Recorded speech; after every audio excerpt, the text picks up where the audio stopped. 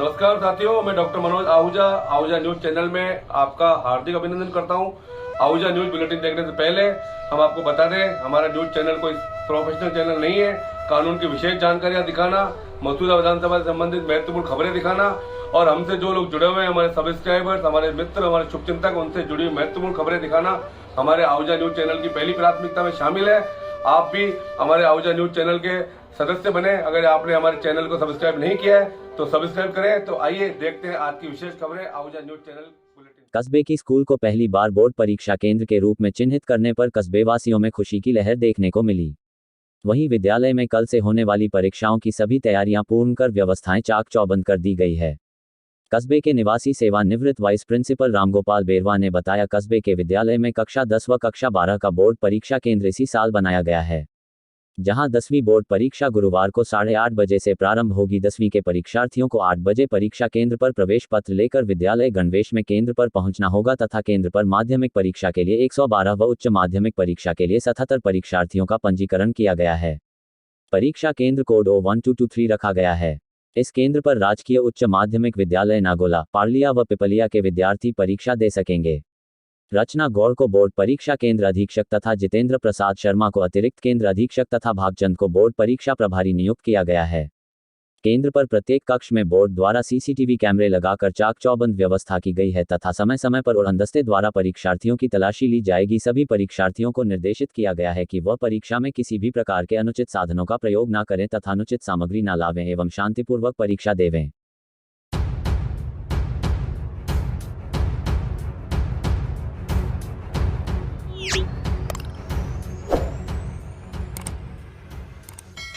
Kenya की पहली महिला मुख्य न्यायाधीश माथा के कूमे ने मंगलवार को भारत के सर्वोच्च न्यायालय में महाराष्ट्र राजनीतिक संकट से संबंधित याचिकाओं पर सुनवाई करने वाली संविधान पीठ को देखा।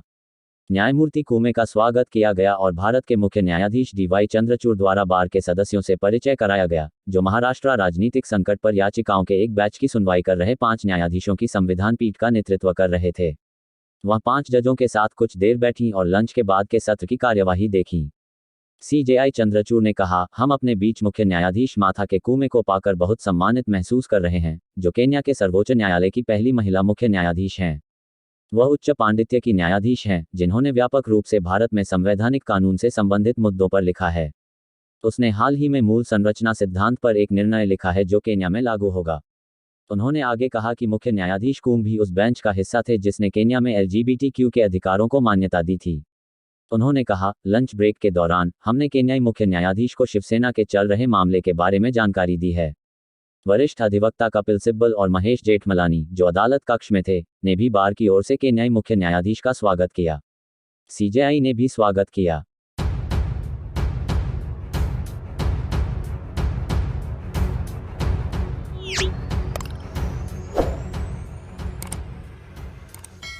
Bar council of India BCI विदेशी वकीलों, विदेशी कानून फर्मों के लिए भारत में कानून अभ्यास खोलने पर सहमत हो गया है। वकीलों के वैधानिक निकाय ने भारत में विदेशी वकीलों और कानूनी फर्मों के पंजीकरण के लिए दिशानिर्देश जारी किए हैं। हालिया नियम विदेशी वकीलों और कानून फर्मों को भारत में अंतर्राष्ट्रीय कानून और अंतर्राष्ट्रीय मध्यस्थता का अभ्यास करने की अनुमति देते हैं। विदेशी वकील या विदेशी कानून फर्म भारत में बार काउंसिल ऑफ इंडिया के साथ पंजीकृत होने तक भारत में अभ्यास करने के हकदार नहीं होंगे। पंजीकरण शुल्क $50,000 है और नवीनीकरण शुल्क $20,000 है। विदेशी वकील या लॉ फर्म विदेशी वकीलों के रूप में पंजीकृत एक या एक से अधिक भारतीय अधिवक्ताओं को कानूनी विशेषज्ञता सलाह लेने और संलग्न करने के हकदार होंगे। BCI अधिसूचना के अनुसार नियम एक अच्छी तरह से परिभाषित, विनियमित और नियंत्रित तरीके से पारस्परिकता के सिद्धांत पर आधारित हैं। एक अधिसूचना में बार काउंसिल ऑफ इंडिया ने कहा, विदेशी कानून के अभ्यास के क्षेत्र में विदेशी वकीलों के लिए भारत में कानून अभ्यास खोलना, गैर मुकदमे वाले मामलों में विविध अंतर्राष्ट्रीय कानूनी मुद्दों और अंतर्राष्ट्रीय मध्यस्थता मामलों में एक लंबा रास्ता तय करना होगा। भारत में वकीलों के लाभ के लिए भारत में कानूनी पेशे डोमेन के विकास में मदद करने के लिए। शीर्ष निकाय ने यह भी कहा कि यदि सीमित, अच्छी तरह से नियंत्रित और विनियमित तरीके से किया जाता है, तो इस कदम का भारत में कानूनी अभ्यास पर कोई प्रभाव नहीं पड़ेगा। बार काउंसिल ऑफ इंडिया ने शुरू में किसी भी रूप में विदेशी वकीलों और कानूनी फर्मों के भारत में प्रवेश का विरोध किया था। हालांकि इसे देश की कानूनी बिरादरी द्वारा वर्ष 2007 से 2014 में बीसीआई, देश भर में स्टेट बार काउंसिल और अन्य हितधारकों के बीच संयुक्त सलाहकार सम्मेलनों में विदेशी वकीलों के लिए भारत में कानून अभ्यास खोलने की क्षमता और संभावनाओं का पता लगाने के लिए अधिकृत किया गया था।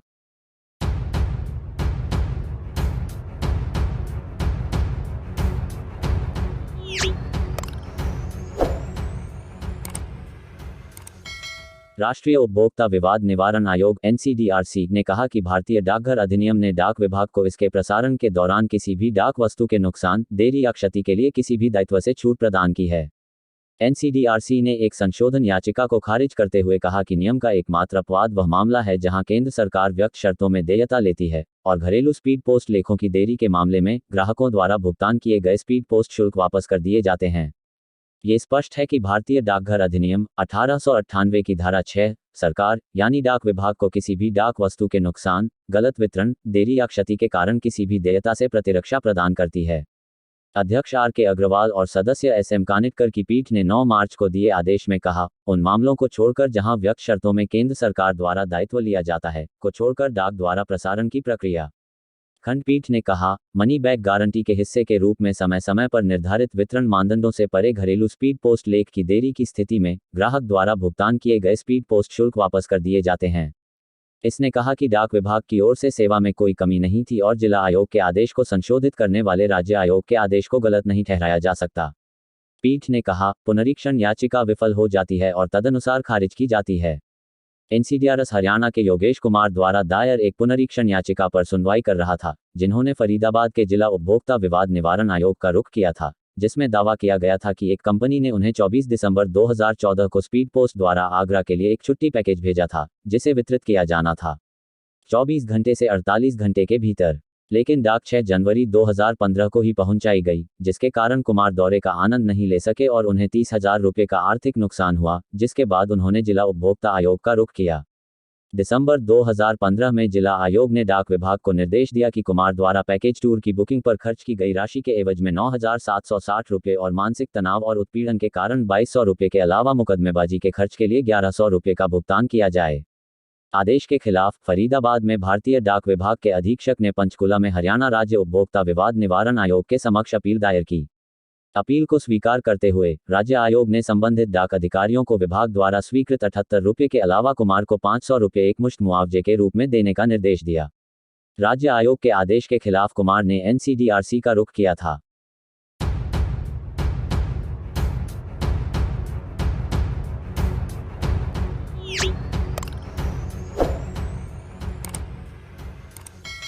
कस्बे के मजरे में स्थित बलापुरा के राजकीय उच्च प्राथमिक विद्यालय में बुधवार को विदाई समारोह का आयोजन किया गया।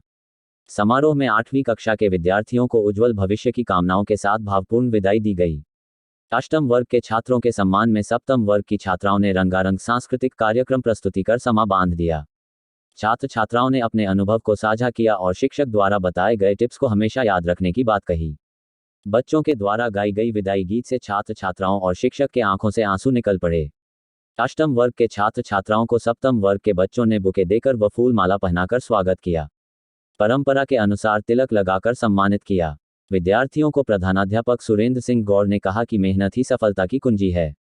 बच्चे ईमानदारी पूर्वक मेहनत के साथ पढ़ाई करते हुए आगे बढ़ते रहें। जीवन में सफलता अवश्य मिलेगी। इसी अवसर पर शिक्षक हरिनारायण यादव ने बच्चों को संबोधित करते हुए कहा कि बच्चों को अपने उज्जवल भविष्य के लिए परिश्रम और पढ़ाई पर विशेष ध्यान देने की जरूरत है। जीवन में अच्छा काम करते हुए अपने लक्ष्य की प्राप्ति करो। समारोह में शिक्षिका निर्मला देवी ने बच्चों को परीक्षा में बेहतर तरीके से सफल होने की कई टिप्स भी दिए। समारोह का संचालन हरिनारायण यादव ने किया। मौके पर सेवाराम जानगिर, रिंकू बसीठा, सुश्री प्रमिला पहाड़िया, महावीर प्रसाद जाट, वार्ड पंच जयपाल जाट, पूर्व वार्ड पंच रामचंद्र जाट, भागचंद जाट, नाथुलाल जाट, रामकिशन दरोगा आदि मौजूद थे।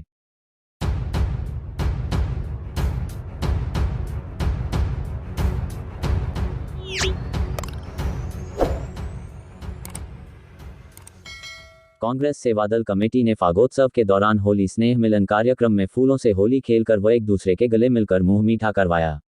अजमेर देहात कांग्रेस सेवादल जिला उपाध्यक्ष रामलाल नगवाड़ा के निवास पर कार्यक्रम का आयोजन किया गया। कार्यक्रम में मुख्य अतिथि पूर्व मसूदा ब्लॉक कांग्रेस एवं पूर्व पार्षद श्याम नागौरी, पूर्व सहवरण सदस्य लादूलाल टेलर, जिला प्रशिक्षक ज्ञानचंद गोखरू, अध्यक्ष दिनेश घूत, महासचिव संपत राज बाबेल का साफा बंधवाकर अभिनंदन किया गया। इस दौरान वरिष्ठ कांग्रेसी श्याम नागौरी ने कहा कि एक समय था जब निम्न स्तर के कांग्रेसी कार्यकर्ता की बात को प्रदेश स्तरीय नेतृत्व भी सुना करता था। मैं स्वयं ऐसे दौर में राजनीति के क्षेत्र में काफी समय तक रहा, लेकिन वर्तमान का दुर्भाग्य कहे या फिर राजनीति की भ्रष्टाचार की पराकाष्ठा की प्रदेश स्तरीय नेतृत्व स्वयं बोलता है कि आप अपना काम करवाने के लिए क्षेत्रीय विधायक की डिजाइन लेकर आइए। ऐसे में जिस विधायक के लिए आपने घर घर जाकर वोट मांगे, गलियों में कांग्रेस की झंडी हाथ में लेकर प्रचार प्रसार किया, अब उसी व्यक्ति से डिजाइन कराने के लिए उसके यहाँ बार बार बेशर्मों की तरह चक्कर लगाओ और बाद में ले देकर डिजाइन पर हस्ताक्षर कराकर अपना काम कराओ। ऐसी राजनीति में कोई किसी का सगा नहीं कहा जा सकता। ऐसे माहौल में राजनीति का दम घुटता है। आज हम सभी कार्यकर्ताओं को प्रण लेकर घर जाना है कि हमें यह माहौल बदलना है, वापस कांग्रेस को पुराने रूप में लाना है, तब कहीं जाकर क्षेत्र की जनता हम लोगों पर पुनः विश्वास कर पाएगी। कार्यक्रम के अंत में सभी ने एक दूसरे के गले मिलकर बधाई देते हुए उपाध्यक्ष रामलाल नगवाड़ा को रायपुर छत्तीसगढ़ में कांग्रेस के राष्ट्रीय अधिवेशन में भाग लेने पर बधाई दी। इस दौरान भागचंद टेलर, महावीर नाबेड़ा, जगदीश शर्मा, सुबोध सेन, गोपाल सिंह चौहान, मुकेश राणा, महावीर पांचाल, दिलीप सिंह, सुशील शर्मा, भवानी शंकर तिवारी, महेंद्र सिंह सोलंकी, पीर उस्ताद, अक्रम नीलगर, इकबाल हुसैन, धर्म गुर्जर, विपुल सोमानी, सद्दीक शाह, पार्षद राजेंद्र गुर्जर, आदिल मोहम्मद, हबीब मोहम्मद, विनोद कुमार सेन, सुरेश धोबी, रवि नगवाड़ा, जगदीश सोनी, दिनेश देबड़ा, अंकित शर्मा, धर्मी चंद जोशी आदि ने स्नेह मिलन समारोह में हिस्सा लिया।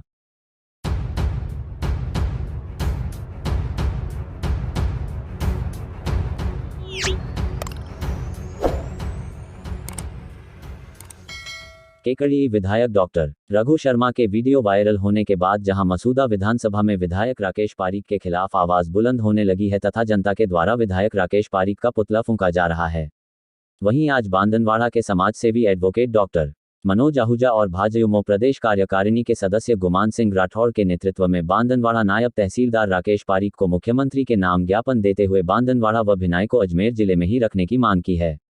एडवोकेट डॉक्टर मनोज आहूजा ने बताया कि 2 दिन पूर्व केकड़ी विधायक का एक वीडियो वायरल हुआ था जिसमें वो भाषण देते हुए स्पष्ट बोल रहे हैं कि मसूदा विधायक और मालपुरा की नगरपालिका क्षेत्र के कांग्रेसी नेताओं ने केकड़ी को जिला बनाने में अपनी सहमति दी है। इसके बाद से ही क्षेत्रवासियों ने इसका पुरजोर विरोध करना प्रारंभ कर दिया। वहीं ज्ञापन देने वालों ने स्पष्ट कर दिया कि चाहे ब्यावर जिला बने और चाहे केकड़ी जिला बने उससे उन्हें कोई आपत्ति नहीं है, लेकिन बांदनवाड़ा और भिनाई की जनता अजमेर जिले में ही रहना चाहती है जो यहां की जनता के अनुकूल भी है। इसके विपरीत दोनों ही शहरों से उक्त गांवों की दूरी अत्यधिक होने से जिला बनाने की जो मूल भावना है उसका उद्देश्य पूर्ण नहीं हो सकेगा।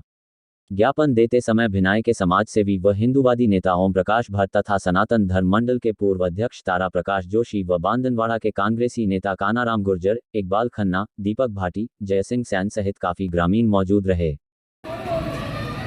इकबाल जी, जिस प्रकार की चर्चाएं आज चल रही है कि केकड़ी की जिला बन रहा है और उसमें मसूदा विधानसभा को मिलाया जा रहा है, इसमें आपकी क्या राय है? क्या मसूदा विधानसभा को खासतौर पर बांदनवाड़ा को केकड़ी में मिलाया जाना चाहिए?